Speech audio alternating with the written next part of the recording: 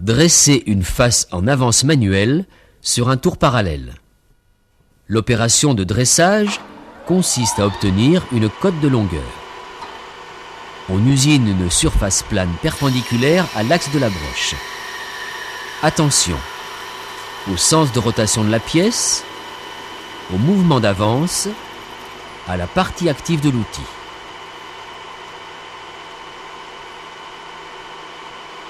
Au départ, on mesure toujours la longueur du débit pour déterminer la quantité de matière à enlever. Ici, la surépaisseur est de 1,5 mm. Bloquons la pièce face en appui sur les mors.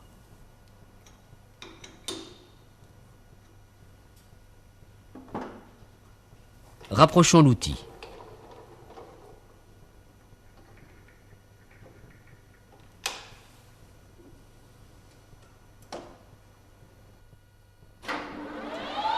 Pour finir l'approche, la broche doit tourner. Bloquons le traînard. Tangentons avec le chariot porte-outil. Dégageons avec le transversal. Mettons le repère du chariot porte-outil à 0. Prenons une première passe de 1 mm. Dressons la face.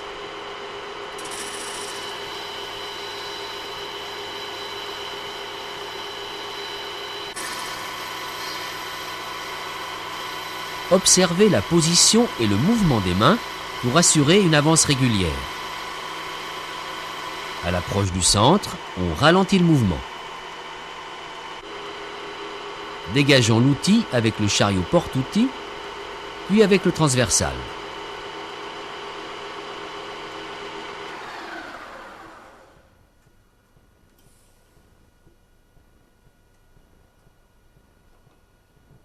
Mesurons la cote obtenue sans démonter la pièce et en assurant un bon contact des becs.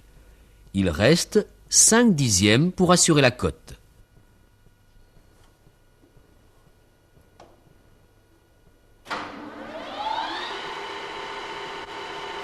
Revenons au repère précédent et prenons 5/10. Mettons le tambour à 0. Il nous servira de repère pour l'usinage des pièces suivantes.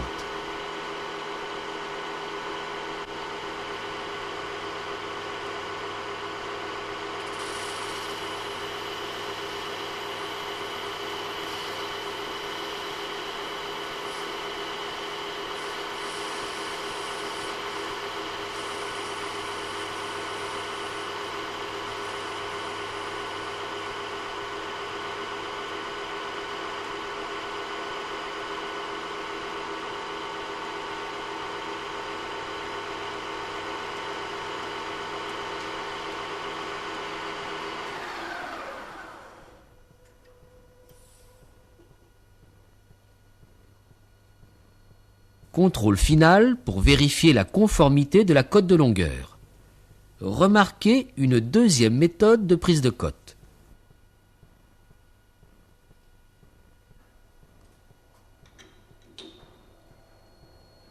Résumons le mode opératoire de l'opération de dressage. Blocage impératif du traînard pour obtenir une surface plane. La pointe de l'outil étant peu engagée sur la face, tangentons en avançant le chariot porte-outil. Dégageons l'outil avec le transversal. Mettons à 0 le tambour porte-outil. Prise de la première passe. Avance régulière.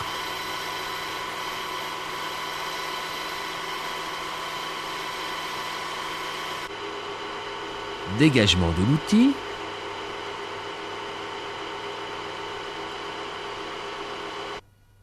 Mesure sur machine.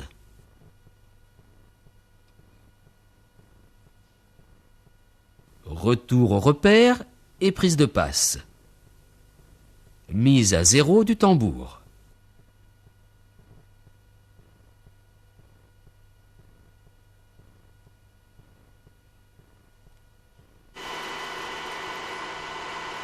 On réduit l'avance à l'approche du centre. Dégagement de l'outil.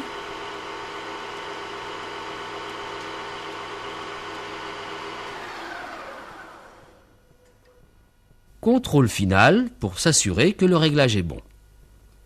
Des exercices d'entraînement vous permettront de maîtriser la conduite d'un dressage en manuel.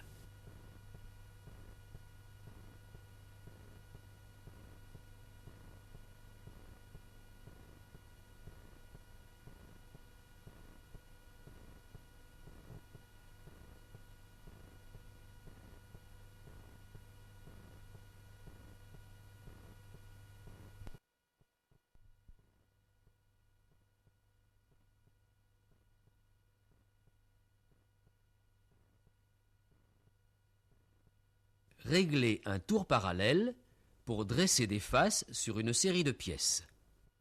Dressage de pièces en butée sur les morts. La première pièce est une pièce de réglage, mais vous connaissez déjà. La pièce est serrée en butée contre les morts, on tangente,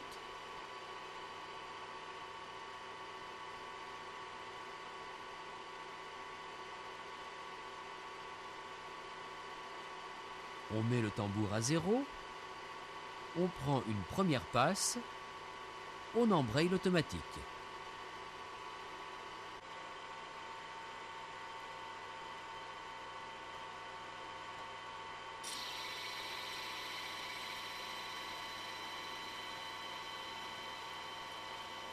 On arrête à l'approche du centre pour terminer à la main.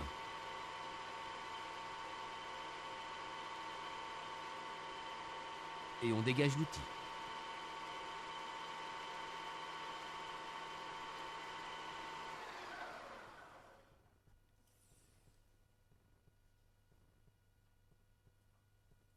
Contrôle de la cote sur machine.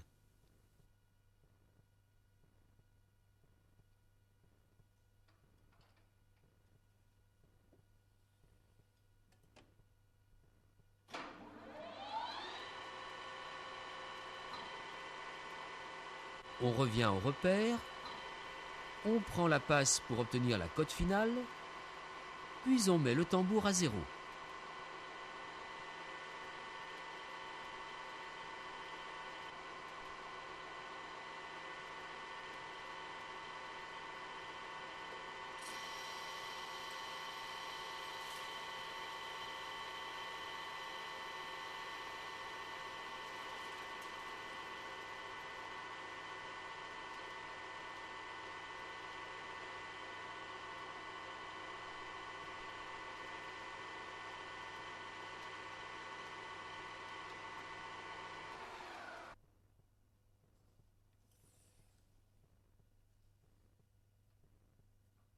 Vérifions le bon réglage en mesurant la cote.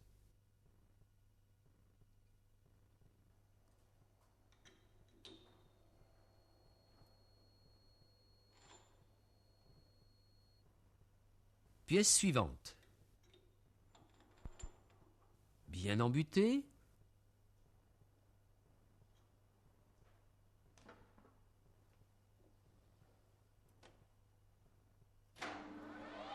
Une première passe. Passe d'ébauche 5/10 avant le repère 0.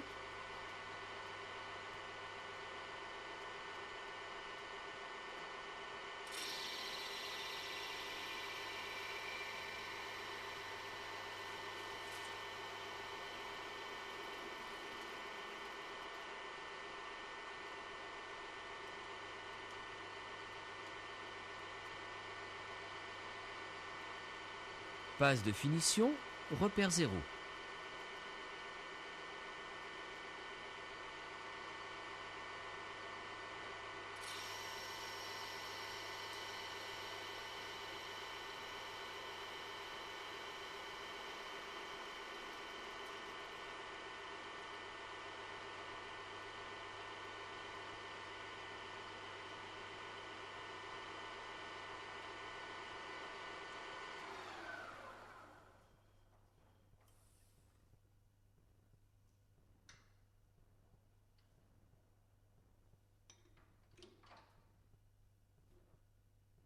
On fera de même pour les pièces suivantes.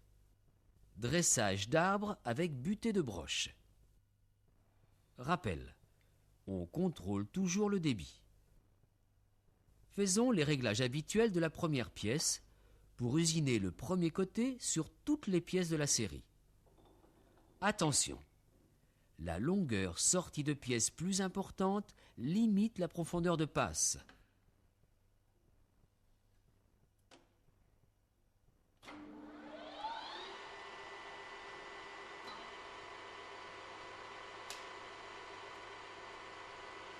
Tangenton.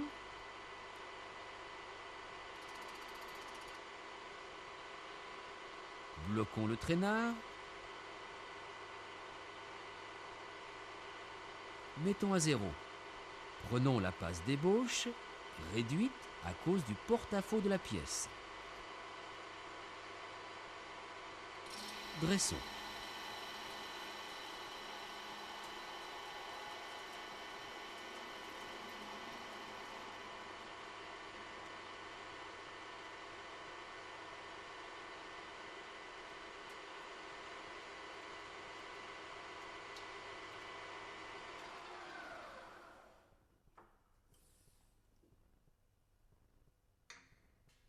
Attention, on ne peut pas mesurer la pièce sur la machine.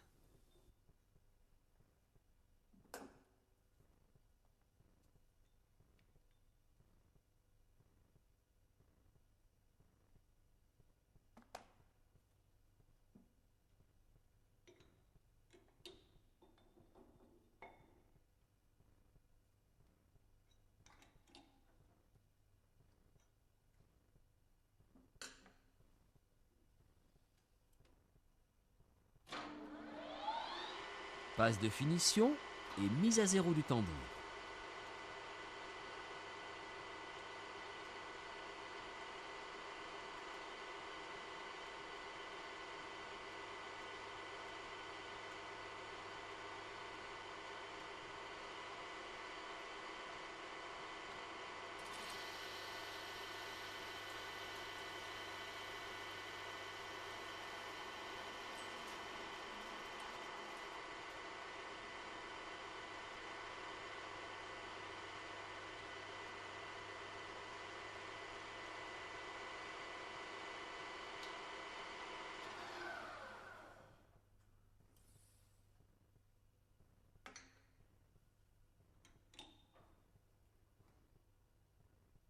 Dernier contrôle pour valider le réglage.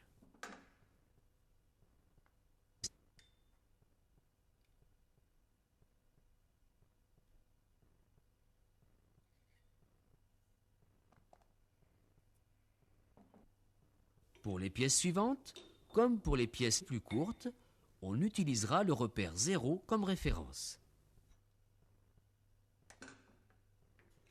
Les réglages de l'usinage du deuxième côté se feront de la même façon et nous permettront d'avoir un repère 0 pour les pièces suivantes. L'entraînement vous permettra de mémoriser le mode opératoire pour obtenir une série de pièces conformes aux instructions. Il est évident, bien sûr, que vous respecterez les consignes habituelles de sécurité.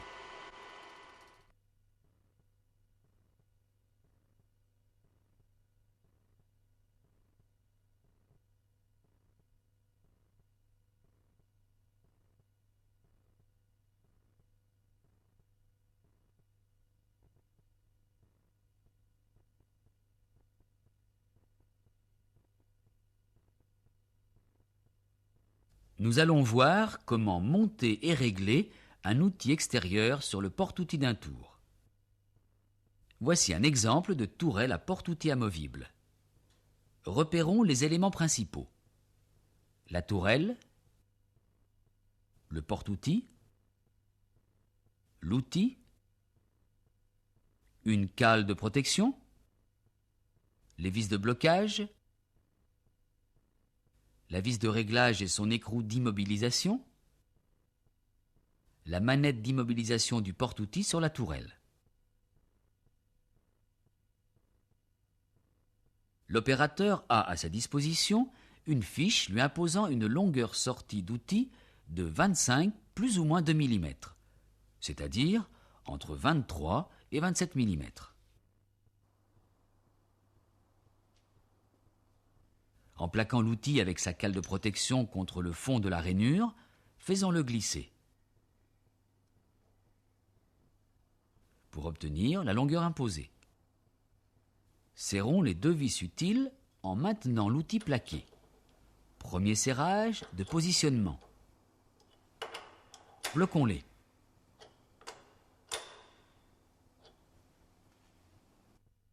Réglons la hauteur de centre. On dit aussi hauteur de pointe. Vérifions le bon réglage du gabarit. Sa face supérieure est à hauteur de pointe.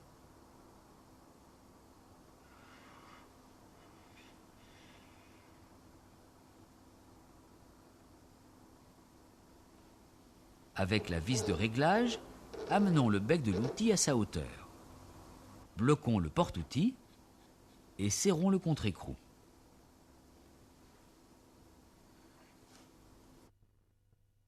Conséquence d'un mauvais réglage. Un outil au-dessous du centre laisse apparaître un téton. Un outil réglé trop haut ne permet pas d'atteindre le centre et casse la plaquette. Avec un bon réglage, on obtient une surface correctement dressée. C'est par la pratique que vous parviendrez à monter et régler un outil parfaitement au centre.